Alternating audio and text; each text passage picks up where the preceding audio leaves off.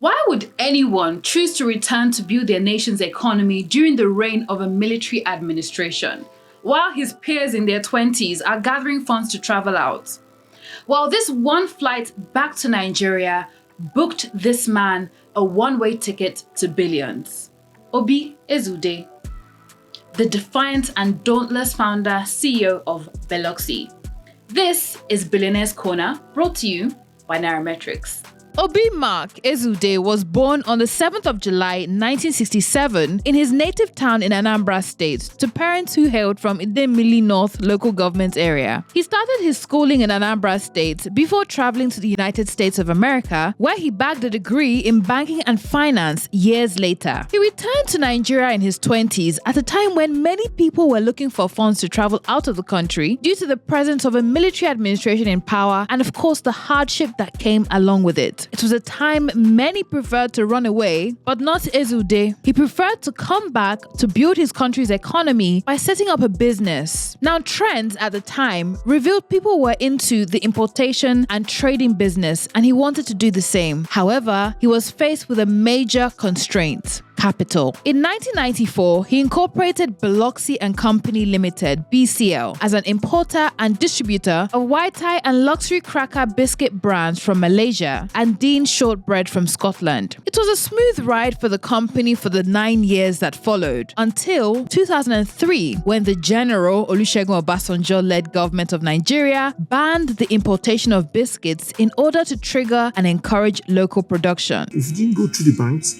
have documents, you couldn't even bring out your product from the port. As expected, this sparked reactions across the value chain, particularly among the groups of persons who had made lots of money importing and trading the same item. Ezeude, however, had a different sentiment towards it, probably because he had always nursed the ambition to venture into manufacturing. While others were trying to lobby the government into changing the decision, Ezeude immediately set about convincing his Malaysian partners to set up a manufacturing company in Nigeria with him as their partner, but his suggestion hit the rocks. For some reason, they simply did not buy the idea of manufacturing in Nigeria. Undeterred, he tried to secure a loan from 2 Nigerian banks, but he would later recount that they were more concerned about collateral, and when he could not present sufficient collateral, they denied him the loan. Apparently, not many people saw enough potential in biscuit manufacturing to warrant an investment. Ezeude went ahead to approach the US Export and Import Bank, US Exim, for a loan. It was a long and tedious process, and he did not even have all the requirements. After all negotiations and discussions, a $2.2 million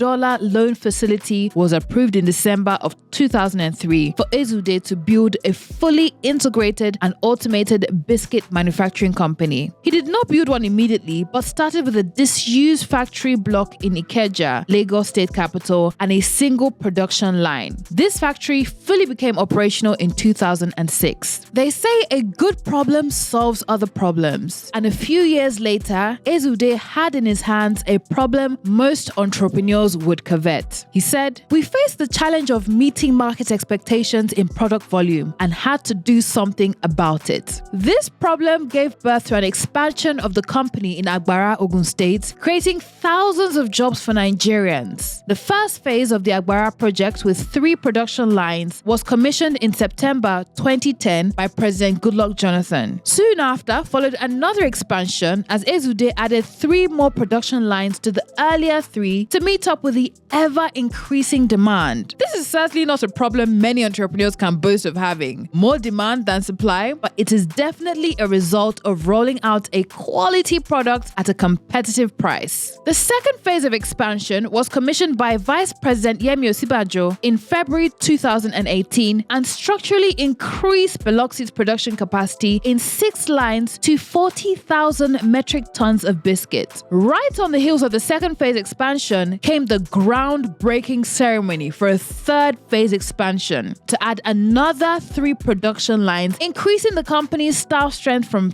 2,500 to 6,000 and its production capacity from 40,000 to 100,000 metric tons of of cream cracker per annum. From Ezeude's speech, one can easily see his strong faith in the Nigerian economy and what he hoped to achieve with the expansion. If it's a job that Nigerians can do, I will not bring any foreigner to come and do this job in my country. But where did the money for expansion come from? For a business that started with $2.2 million loan from US Exim, it's normal to wonder where the company had the funds to keep expanding. In August 2016, the company divested minority shareholding to German Prime Investment Bank, the KfWDEG, at an estimated value of $85 million. This purchase by the German Investment Bank and the 8 Miles of London, a private equity firm focused on investment in Africa, provided the funds for the third expansion to 9 production lines, as well as the establishment of an allied packaging factory in Oregon. Ezeude did not disappoint the investors in his method of allocating and expending the funds. And when the president of the bank, Mr. Bruno Wen, visited the Agbara factory in October 2017, he could not hide his satisfaction at what he had achieved. Wen noted on his visit that investing with Beloxxi was worth the while. After taking a tour around the factory and asking every question possible, he gave assurance that with the way Beloxxi was going, it would not be a bad idea for the management of KfWDEG to consider investing more funds in the company. Ezeude definitely has been recognized for the work he has done. In recognition of Ezeude's contribution to the national economy, he received the Sun Manufacturer of the Year award in 2017, and in March 2020, Obi Ezeude won the 2020 Ernest & Young Global Entrepreneur Award for West Africa in the Emerging Entrepreneur category, beating 3 others to clinch the award. While receiving the award, Ezeude described Beloxxi as his modest contribution to the national development of Nigeria. In June 2020, he received Fate Foundation Award of the Year 2020, and at 53, and having successfully built one of the most technologically advanced biscuit plants owned by an indigenous investor in Nigeria, Ezeude has no plans to slow down. Let's see how far Beloxxi continues to expand and its role in driving the Nigerian economy from a consumption economy to more of a production economy. And that's it on today's episode of Billionaire's Corner. Remember to like and share this video, as well as let us know who you'd like us to keep on our radar on the next episode of Billionaire's Corner. See you then.